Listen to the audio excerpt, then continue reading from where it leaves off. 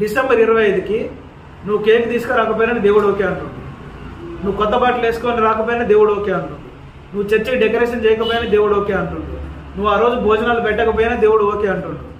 You know ఆ రోజు ఒకవేళ ఫ్రూట్స్ లేకపోయినా దేవుడు ఓకే అంటున్నాడు. ఆ రోజు మన సున్నా లేకపోయినా, పెయింటింగ్ లేకపోయినా, ఏది లేకపోయినా ఓకే అంటుండు. మరి ఇంకేం కావాలి వాటికి మించి? మరి ఏది ఉంటే ఓకే అంటాడు దేవుడు? ఇవన్నీ లేకపోయినా ఒకటి ఉండాలంటున్నాడు. ఏంటది?